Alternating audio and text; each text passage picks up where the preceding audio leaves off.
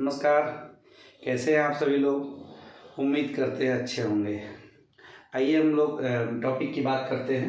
पिछली वीडियो हमने शांत और अशांत दशमलव की बात करी थी और उसमें हमने लास्ट में एक क्वेश्चन दिया हुआ था जिसको हमने बोला था कि शांत और अशांत में इसको छांटना है। ठीक है, तो आइए हम पहले इस सवाल को कर लेते हैं, इसके बाद आगे की चीज़ जो हम ऊपर लिखे हैं इसके बाद हम इसको करेंगे। ठीक है, तो चलिए पहले हम 3/4 को ले लेते हैं। 3/4 की बात करते हैं तो 3 को 4 से भाग देंगे तो नहीं जाएगा, तो 0, 4 7 28, 2 आया, 0 बढ़ा, 4 बच्चे 20, ये 0 हो गया।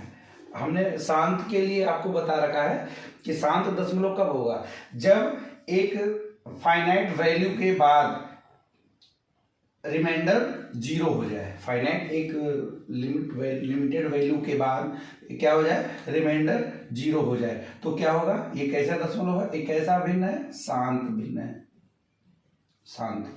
चलिए दूसरे की बात कर लें, 5/9, इसको हम बात करते हैं 5/9। ठीक, जैसा कि फिर वही प्रोसीजर अपनाएंगे, दशमलव 9×5 45, फिर 5, 9×5 45, फिर 5। आपको एक चीज समझ में आ गया होगा कि जब इसकी वैल्यू में कोई परिवर्तन नहीं आ रहा है, ऐसे आप करते चले जाएंगे तो ये हमेशा 5 5 5 5 ही आता जाएगा। इसका मतलब 5/9 को अगर हम दशमलव में बदलेंगे तो 0.5 के ऊपर बार आ जाएगा और ऐसा भिन्न क्या कहलाएगा, दशमलव, अशांत दशमलव। क्या कहलाएगा, अशांत दशमलव। ठीक, ये हो गया शांत, ये हो गया अशांत। अगली की बात कर लें, 35/16।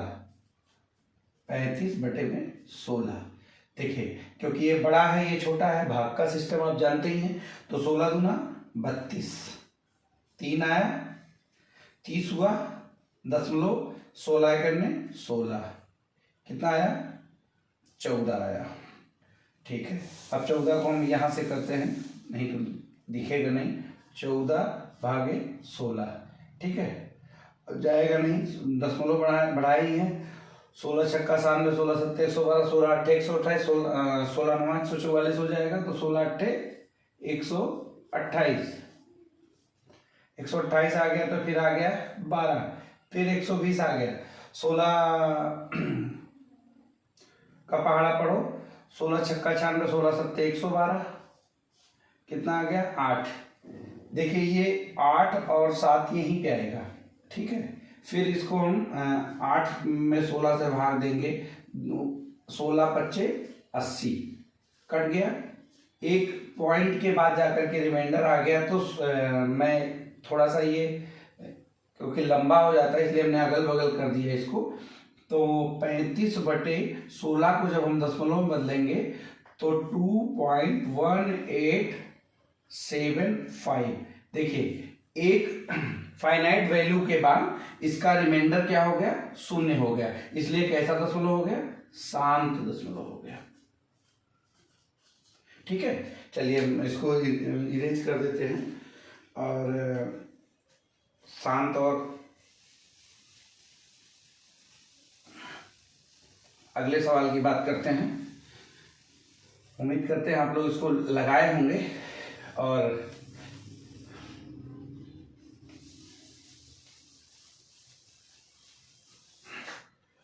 हमने 3/5, 5/9, 35/16 और अगले की बात कर लेते हैं 2/11। फिर वही कर लेंगे 2 में 11 से,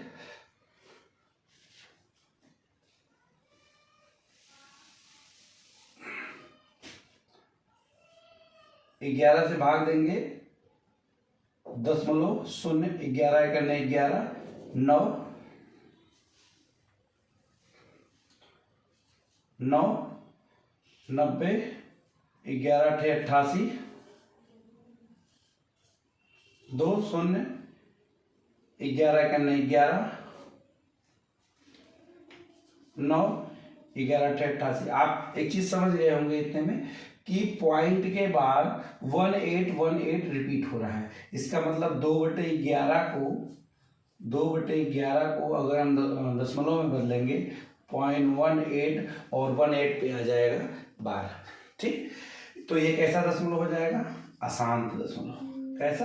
अशांत दशमलव। लास्ट की एक बात और कर लेते हैं, 9/11, तो 9/11 कर लेंगे, 90 दशमलव बढ़ा देंगे, 11 × 8 = 88, 2 आया, 11 × 11, 9 आया, 11 × 8 = 88। देखिए 8181 रिपीट होगा। इसका मतलब 9/11 को अगर हम दशमलव में बदलेंगे तो 0.81 के पावर 12 आ जाएगा। ठीक है, ये भी कैसा दशमलव हो गया?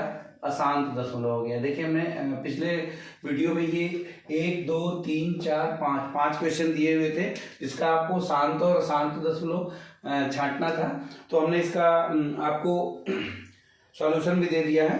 अब हम आगे की टॉपिक की बात करते हैं। ठीक है, आगे की टॉपिक बात करते हैं। तो देखिए हमने लिख रखा है सबसे पहले ऊपर कि दशमलव से p/q के रूप में रूपांतरण। देखिए ये चीजें इसलिए पढ़ना जरूरी है ना, क्योंकि ये RD शर्मा में दिया हुआ भी है, प्रॉपर इसका सिस्टमेटिक ढंग से दिया हुआ है, इसलिए हम इसको पढ़ेंगे क्योंकि ये जानना भी जरूरी है ना। तो सबसे पहले दशमलव संख्या में, तो इसमें टाइप 1 की बात करते हैं। अब टाइप 1 क्या है? अब ऐसा भिन्न जिसकी एक संख्या पर, जो दशमलव के बाद एक संख्या पर बार दिया हो। चलिए सबसे छोटा एग्जांपल लेते हैं हम, इसी को हम दशमलव संख्या को p/q के रूप में बदलते हैं। सबसे छोटा एग्जांपल लेते हैं कि 0.1, इसके ऊपर क्या हो गया? बार हो गया। अब इसको हमको किस में बदलना है? इसको हमको p/q के रूप में बदलना है, p/q के रूप में। ठीक है, 0.1 के ऊपर बार। इस बार का मतलब आपको पता है कि 0.111 ... अब हम इसी को x के बराबर मान लेंगे। देखिए ये तरीका है, इसको हमको अपनाना पड़ेगा और इसको हमको समझ के करना पड़ेगा। आगे इसका शॉर्ट ट्रिक भी होती है, लेकिन अभी हम शॉर्ट ट्रिक की बात करेंगे ही नहीं। सबसे पहले हमको इसके कॉन्सेप्ट को समझना होगा। ठीक है, इसको हमने x के बराबर रख दिया और इसको हमने एक इक्वेशन का नाम दिया, इक्वेशन 1। ठीक है, अब देखिए, अब दोनों तरफ 10 से गुणा करने पर, दोनों तरफ 10 से गुणा करने पर 0.1, मतलब इक्वेशन 1 में दोनों तरफ 10 से गुणा करने पर आपका क्वेश्चन हो सकता है कि हम 10 से गुणा क्यों कर रहे हैं। सबसे पहली बात, देखिए जब दशमलव के बाद सिर्फ एक संख्या पर बार रहेगा, इसका मतलब यही एक संख्या ही बार बार रिपीट हो रही है ना। इसलिए दशमलव के बाद एक संख्या रहेगी, इसका मतलब दशमलव के नीचे 1 लिख देंगे और जितनी संख्या रहेगी दशमलव के बाद उतना 0 रख देंगे। देखिए दशमलव के बाद कितनी संख्या? एक संख्या, इसलिए हमने 1 के बाद 0 रख दिया। मतलब एक संख्या है तो 10, 2 संख्या रहेगी तो 2 0 मतलब 100, 3 संख्या रहेगी 3 0 मतलब 1000। ये सिस्टमेटिक रहेगा। अगले टाइप में हम उस चीज को बताएंगे। ठीक है, तो दोनों तरफ 10 से गुणा करने पर ये आ जाएगा 10x, और ये जब इसमें गुणा करेंगे आप तो आ जाएगा 1.111, ये डॉट चलेगा और ये आ जाएगा इक्वेशन नंबर 2। देखिए समीकरण 2 में से समीकरण 1 को घटाने पर, समीकरण 2 में से 1 को घटाने पर हम क्या करेंगे? 10x - x, चर में से चर को, अचर में से अचर को घटाएंगे और 1.111 ... -0.1111 हो जाएगा।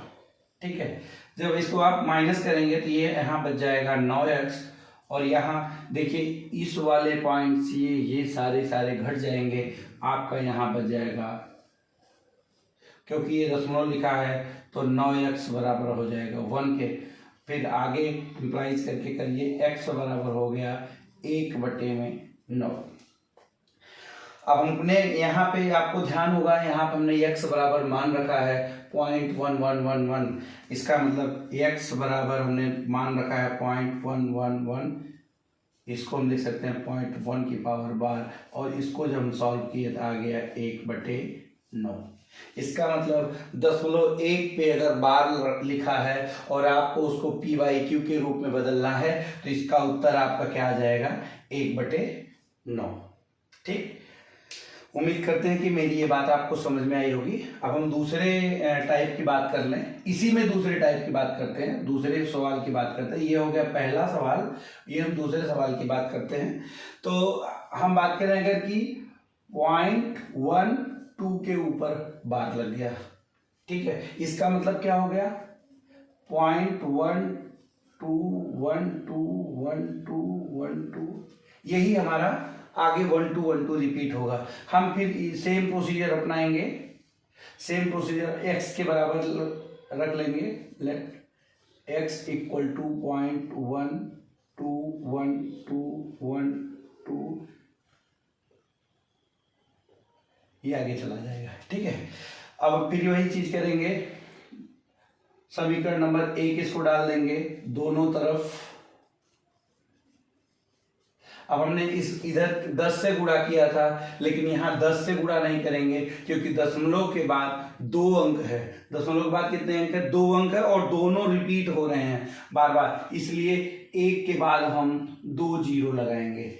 1 के बाद क्या लगाएंगे 2 जीरो लगाएंगे, और दोनों तरफ 100 से गुणा करने पर एक चीज ध्यान रखिएगा, जो समीकरण अगर हो तो जो भी प्रक्रिया करेंगे दोनों तरफ करेंगे तो समीकरण के मान में कोई परिवर्तन नहीं आता है, इसीलिए जो भी प्रक्रिया करी जाती है दोनों तरफ करी जाती है। अब ये क्या हो जाएगा, देखिए इधर जब 100 का गुणा होगा तो ये हो जाएगा 100x, और यहाँ पे जब 100 का गुणा होगा ये आ जाएगा 12.1212 डॉट डॉट डॉट।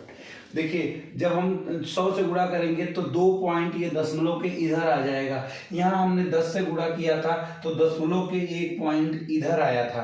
ठीक है, तो ये आ गया इक्वेशन नंबर 2। अब देखिए समीकरण प्रोसीजर जो हमने इसमें अपनाया है सेम वही प्रोसीजर हम इसमें अपनाएंगे। समीकरण 2 में से 1 को घटाने पर, समीकरण 2 में से 1 को घटाने पर आपको दिख रहा होगा समीकरण 2 क्या है, तो हम 100x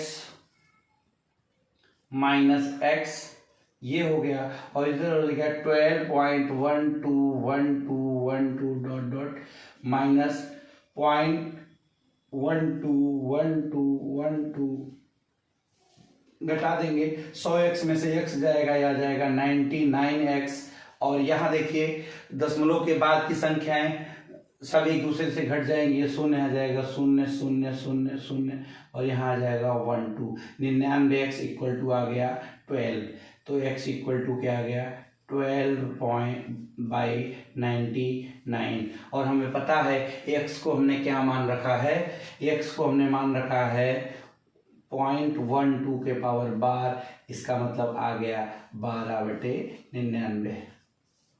ठीक, दो तरीके हमने बताए, एक तो बताया कि एक अंक पे अगर बार हो तो हम 10 से गुणा करेंगे, और जब 2 अंक पे बार हो तो हम 100 से गुणा करेंगे। इसी तरीके से अगर बार की संख्या मान लीजिए 3 पे है तो हम 1 के बाद 3 जीरो लगाएंगे, मतलब 1000 से मल्टीप्लाई करेंगे। ये हो गया एक टाइप का। उसी टाइप में 2 सवाल हमने आपको बता दिए। ठीक है, तो ये बार वाले हमने बार के में जो दिए होते हैं दशमलव संख्याएं, उनको हम p/q के रूप में बदलना आपको बताएं। ठीक है, उम्मीद करते हैं हमारी ये बात आपको समझ में आई होगी, और हम कुछ उदाहरण कुछ क्वेश्चन देते हैं आपको, जिसको आप हमको लगा करके उसका रिप्लाई दीजिएगा। तो ये रहा सवाल।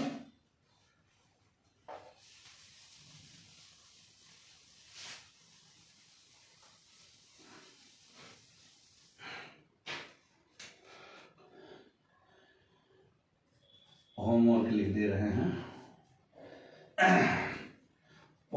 0.123 इस पे बार लगा दिया, 0.15 इस पे बार लगा दिया, 0.32 इस पे बार लगा दिया, 1 2 3 और सवाल एक 4, चौथा सवाल देते हैं 0.2 पर बार लगा दिया। ठीक है, इस सवाल का हमको आप कमेंट में जवाब दीजिएगा, तो हम अगली क्लास में आपको इसका हम उत्तर भी बताएंगे और इसके आगे का कॉन्सेप्ट आपको क्लियर कराएंगे। ठीक है, तो उम्मीद करते हैं मेरे द्वारा बताई गई आपको चीज़ें समझ में आई होंगी। और हमने यहाँ पे एनसीईआरटी की टॉपिक को क्लास 9 का शुरू किया है, तो आगे हम 11, 12, 10th ये सारी चीज़ें कंप्लीट कराएंगे यहाँ पर। तो उम्मीद करते हैं आपको यहाँ पे बताई गई सारी चीज़ें समझ में आ रही होंगी। तो हमको आप सपोर्ट करिए, हमारे चैनल को सब्सक्राइब करिए, लाइक करिए और कमेंट करके ज़रूर बताइए कि हम क्या और चीज़ें परिवर्तन कर सकते हैं और क्या और चीज़ें हमारे द्वारा बताई गई आपको नहीं समझ में आ रही, उसको हम और बेहतर तरीका अपनाएंगे। ठीक है, तो धन्यवाद, जय हिंद।